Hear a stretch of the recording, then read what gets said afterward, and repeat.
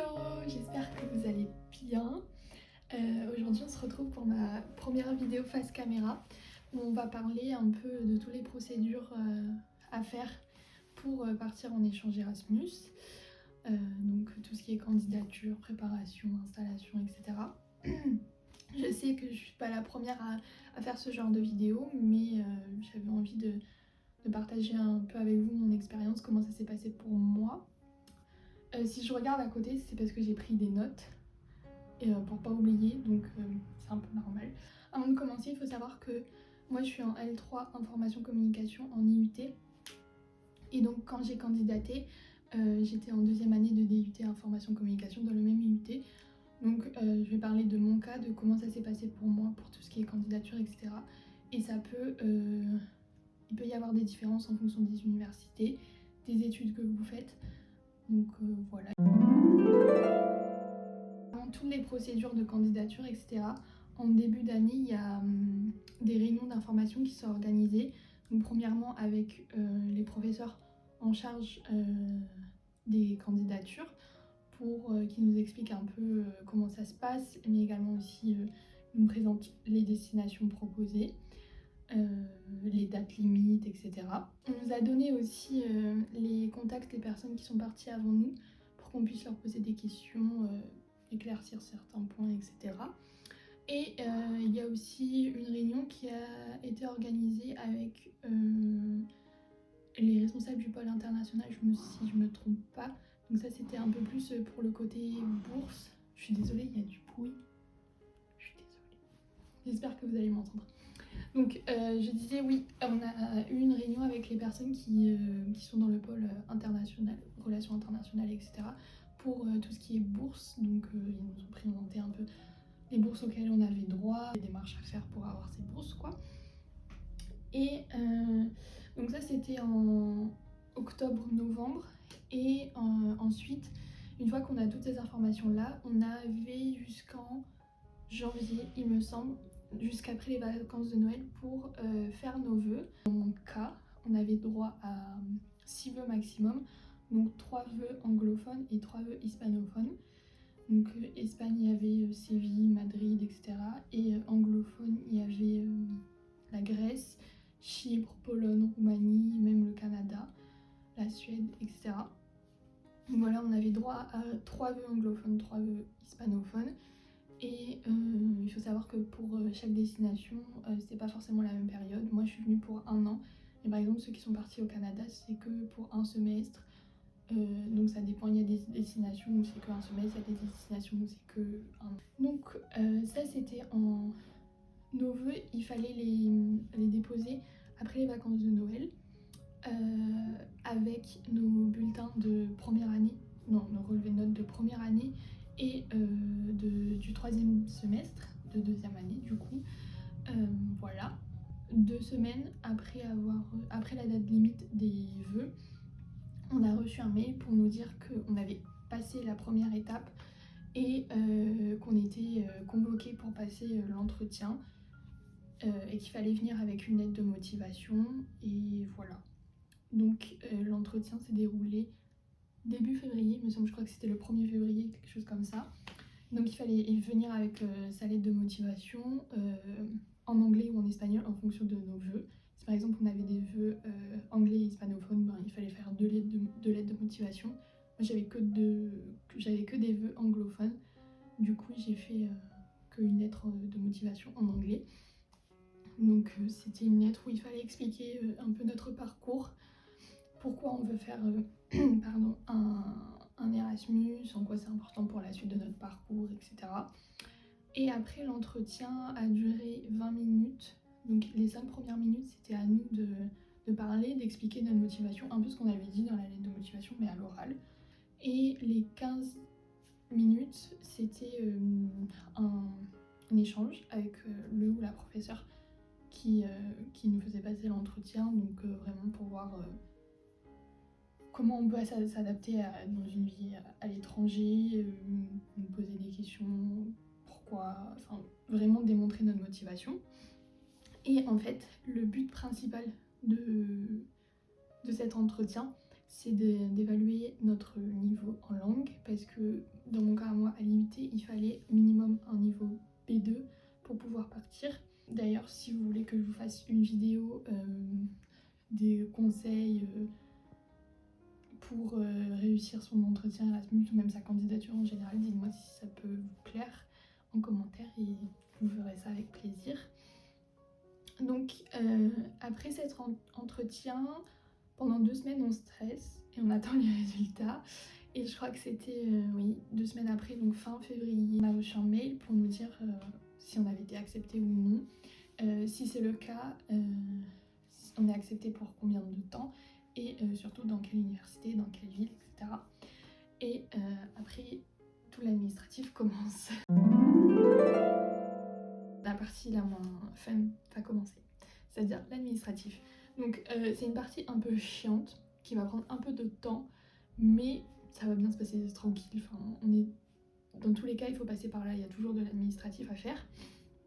Donc encore une fois, là, ça peut dépendre des universités, des destinations, des études que vous faites. Donc voilà, moi je vais parler de ce qui s'est passé pour moi. Donc vers mars-avril, en fait, dans mon cas, c'est ma professeure d'anglais à l'IUT qui s'était chargée d'envoyer les premiers documents à l'université qui allait m'accueillir à Thessalonique. Et au mois d'avril, j'ai reçu un mail de l'université de Thessalonique pour pouvoir m'inscrire en ligne avec les premières informations. Donc là, je devais choisir mes cours, avec le nombre de crédits ECTS auquel ça correspondait. Donc on nous demande des informations telles que le niveau de langue, dont on a eu le certificat pendant l'entretien, les cours choisis, enfin plein de trucs comme ça, carte d'identité, enfin de la paperasse. En parallèle, il faut aussi s'inscrire sur une plateforme. Je sais pas si c'est la même pour tout le monde, je crois que ça change. Mais dans mon cas, moi, c'était MoveOn, c'est pour les bourses. Donc il faut s'inscrire sur cette plateforme et pour envoyer, parce qu'on a droit à plusieurs bourses en Erasmus. Et donc en fait, tous les documents pour ces bourses-là, il faut l'envoyer sur la même plateforme. Donc c'est plus pratique, on n'a pas à aller sur différents sites pour faire différentes demandes de bourses. Donc voilà, il fallait s'inscrire sur cette plateforme. Et on nous demande pas mal de documents aussi. Et il faut savoir que certains documents, on ne peut pas les avoir avant juillet. Donc faut pas oublier quand vous avez tous les documents en juillet de tout mettre sur la plateforme pour les bourses. La partie administrative, c'est un peu chiant, mais on a toujours quelqu'un pour nous aider, pour répondre à nos questions en cas de doute, etc. Et dans la plupart des cas, c'est très bien expliqué, donc il n'y a pas à se perdre ou à stresser pour ça. Sinon, on avait souvent des rappels par mail des personnes qui s'en chargeaient pour nous dire oui, vous avez jusqu'à telle date pour envoyer ces documents, etc. Donc ça, c'était cool, ça nous faisait des petits rappels, puisque parfois avec préparation de l'Erasmus, mais aussi les cours à gérer, et sa vie en général, parfois on peut oublier. Vers la fin juin, début juillet, j'ai reçu ma lettre d'acceptation qui est le document officiel qui dit que ok, on veut bien de toi chez nous, tu peux venir, etc. Et donc, et aussi mon Learning Agreement, c'est le document qui récapitule tous les cours que j'ai choisis avec le nombre de CTS qui correspond, etc. En juillet, j'ai pu tout envoyer pour les bourses et il me restait plus qu'à faire l'inscription sur place à Thessalonique, du coup en septembre. Une fois qu'on a reçu la lettre d'acceptation, on peut prendre ses billets d'avion, mais aussi se mettre à la recherche d'un appartement, parce qu'on ne va pas vivre dehors. Donc, chacun son délire. Pour ma part, c'était la partie la plus stressante. En fait, j'avais peur d'arriver sur place et d'avoir aucun endroit où dormir et de me retrouver à la rue. Enfin, je sais pas, ça me stressait beaucoup. Aussi qu'il y a certaines universités qui peuvent proposer des logements étudiants pour les Erasmus. À Thessalonique, il n'y avait pas ça de proposer, du coup j'ai dû chercher par moi-même. Et donc ce que j'ai fait, c'est que j'ai contacté les personnes qui étaient venues à Thessalonique avant moi, grâce à la fiche qu'on nous avait donnée pendant les réunions en début d'année. Et donc elles m'ont conseillé en fait de rejoindre les groupes Facebook Erasmus où il y avait souvent des annonces. C'est ce que j'ai fait et au final en une semaine j'ai trouvé mon appartement.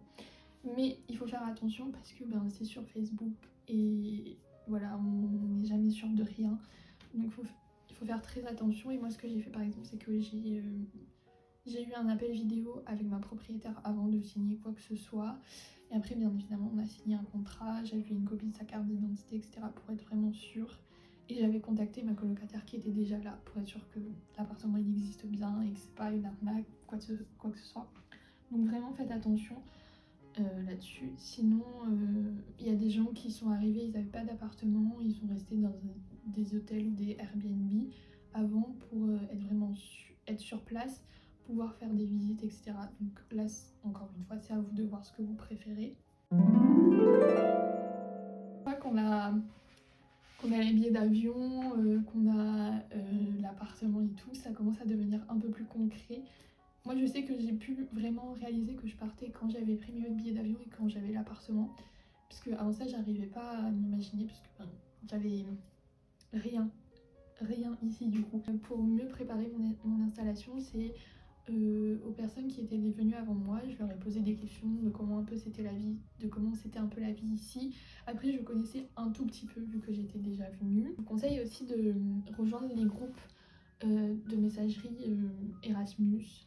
En fait, si vous rejoignez les groupes Facebook pour chercher des appartements ou même pour se faire des potes, etc., et ben forcément vous allez tomber sur des groupes Telegram, WhatsApp, etc., qui sont créés pour pouvoir parler, proposer des sorties, etc., entre Erasmus. Donc moi je les rejoins, je crois, 2 semaines avant de venir pour voir un peu ce qui s'est passé et tout. Et aussi, ce que je peux conseiller, c'est de suivre sur les réseaux sociaux le compte ESN de votre ville. Donc ESN, c'est un peu le BDE qui va se charger de faire les sorties, les voyages, les activités, etc. pendant tout votre échange. Donc, moi, pour mieux me préparer, comme je ne suis pas dans un pays qui parle majoritairement anglais, je me suis mise à Duolingo. J'ai commencé en juillet, je crois, pour mieux me préparer, parce que même s'ils parlent un peu tous anglais, c'est mieux. Et aussi, par exemple, quand je vais faire mes courses, pas forcément écrit en anglais, parfois pas du tout. Du coup, savoir ce que j'achète, etc. Donc ça peut être une bonne idée. C'est la fin de cette vidéo. J'espère que c'est assez clair, que j'ai donné toutes les informations nécessaires. J'espère n'avoir rien oublié. En tous les cas, si vous avez des questions, n'hésitez pas en commentaire ou même sur Instagram, vous pouvez venir me parler. C'est avec plaisir que j'y répondrai. Et on se retrouve bientôt pour une autre vidéo.